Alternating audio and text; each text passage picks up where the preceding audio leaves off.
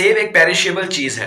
Perishable का मतलब एक ऐसी चीज है जो इन्वायरमेंटल कंडीशन की वजह से जल्द खराब हो जाती है।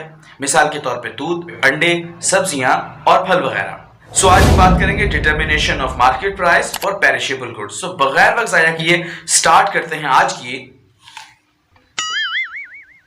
वीडियो।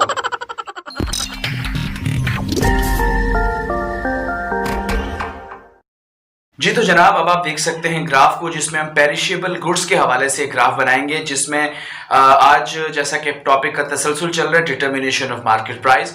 आप देख सकते हैं इसमें एक एक्सेस पे हमने प्राइस रखी, जबकि दूसरे एक्सेस के ऊपर क्वांटिटी है। सबसे पहले आप डिमांड के कर्व को देखेंगे जो ब्लू कलर का है, डी के नाम से, जो कि आपके सामने हाईलाइट हो रहा है। अब हुआ ये कि सप्लाई का कर्व आप देखेंगे कि रेड कलर में बिल्कुल स्ट्रेट वर्टिकल लाइन है। अब यह सवाल ये पैदा होता है कि ये सप्लाई का जो कर्व है, जो एस के नाम से, ये बिल्कुल स्ट्रेट क्यों है। मैं इसकी वजह बताता चलूं। वजह इसकी यह है कि पेरिशेबल गुड्स बहुत जल्दी खराब हो जाती हैं और आपके मार्केट पीरियड में उसका टाइम इंतहाई मुख्तसर होता है।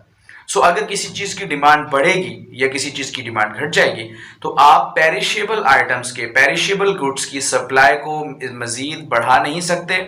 उसमें कोई तब्दीली वाकई नहीं होती, वो फिक्स रहती है, क्योंकि ये ड्यूरेशन डे टू डे का होता है।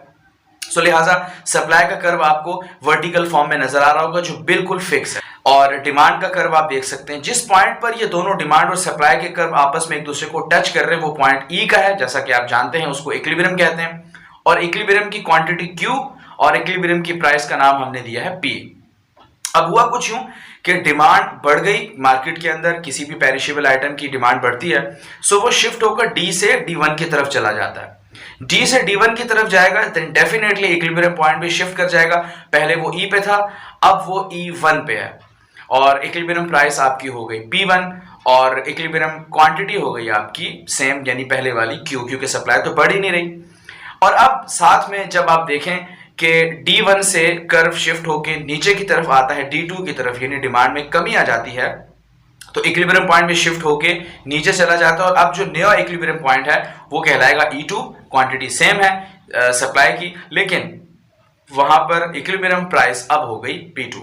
इसका मतलब ये हुआ कि मार्केट पीरियड में अगर पेरिशेबल गुड्स की डिमांड बढ़ेगी या घटेगी, सप्लाई अपनी जगह पर कांस्टेंट रहेगी, प्राइस में तब्दीली आएगी इक्विलिब्रियम के चेंज होने के साथ साथ। मुझे उम्मीद है आज की वीडियो आपको पसंद आई होगी। वीडियो पसंद आई तो लाइक कीजिए, मेरा चैनल सब्सक्राइब कीजिए, साथ बने हुए बेल आइकन को प्रेस कीजिए, और हाँ, ये वीडियो अपने दोस्तों के साथ शेयर करना मत भूलिएगा। मैं मिलता हूं आपसे अगली वीडियो में। टिल देन, अल्लाह हाफ़िज़।